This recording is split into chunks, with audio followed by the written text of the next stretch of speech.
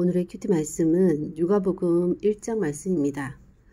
예수님에 대한 스토리를 누가가 기술하기 위해서 세례 요한의 출생부터 시작을 하는데 그 다음에 마리아의 잉태함이 있습니다.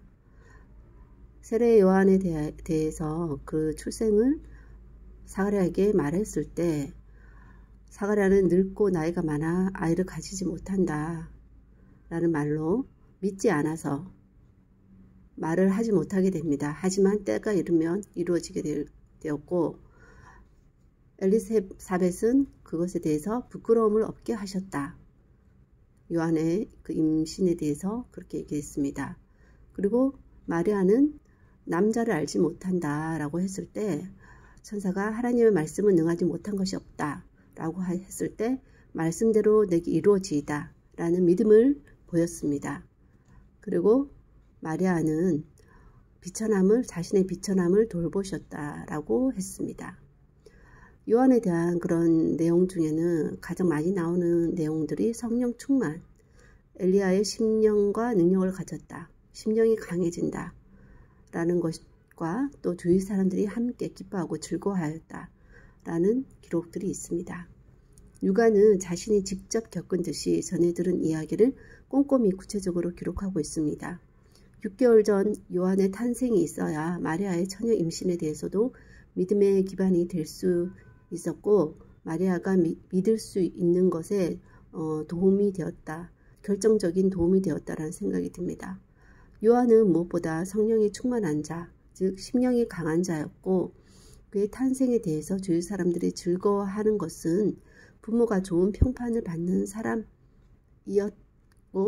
이들이 평소에 아이가 없음에 대한 그런 말을 했고 그래서 주위에서 염려하고 기도해 주어서 그의 탄생에 대해서 사람들이 즐거워하는 것 같은데 그렇다면 임신했을 때 왜 숨어 지내지 않고 소식을 알리지 않았을까 하는 생각이 듭니다. 아이가 잘못되면 어떻게 하나 하는 그런 마음보다는 사람들의 어떤 평가에 대해서 좀 더 민감한 부분이 있었지 않았을까라는 생각이 듭니다. 요한의 성령 충만은 하나님의 일을 하기 위해서 가장 선행되어야 할 것인데 그래야 성령 충만하다는 것은 심령이 강하다는 뜻인데 그래야지 주위 반응에 상관없이 하나님의 사명을 감당할 수 있기 때문입니다.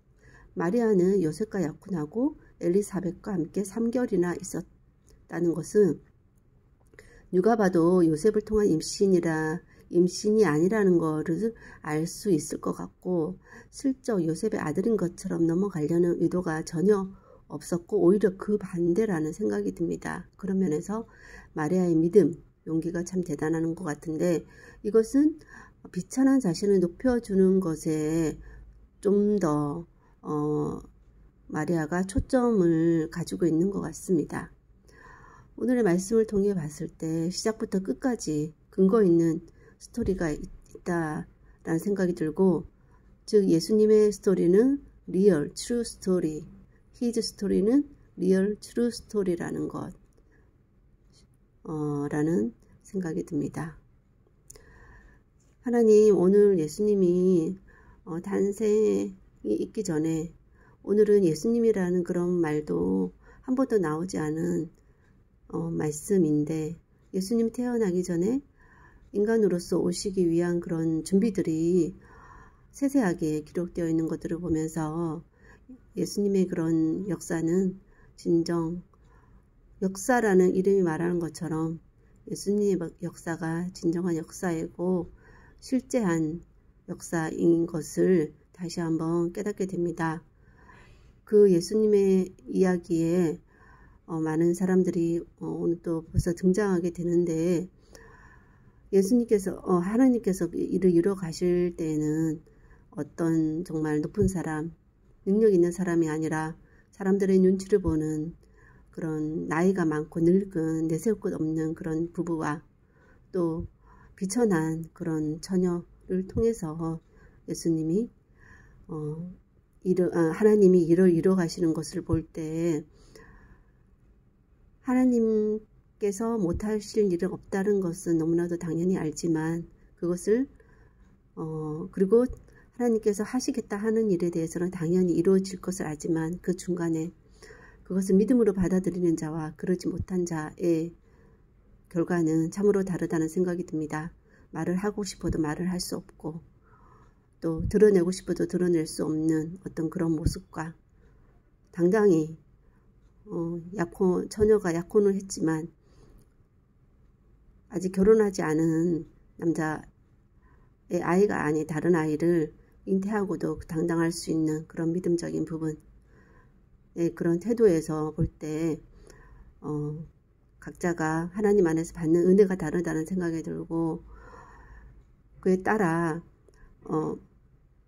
자신에게 그런 유익이 된다라는 생각이 듭니다. 하나님께서 말씀하셨으면 하실 것은 분명하지만 그 가운데 어떤 모양으로 쓰임 받느냐는 자신이 결정하는 자신의 태도가 그것에 따라 바뀌는 것 같은데 참으로 믿음을 드러내야 하는 용기 있는 그런 때는 용기를 내게 하시고 또 때로는 그 사람들의 시선에 움츠려 들어서 말을 하지 못하게 될 때가 있다 할지라도 또 그런 상황은 그런 상황으로 받아들이면서 하나님께서 말씀하시고 이루어가는 것을 함께 하는 그런 귀한 은혜가 있는 오늘의 삶이 되기를 소원하고 모든 말씀 예수님 이름으로 기도하였습니다. 아멘.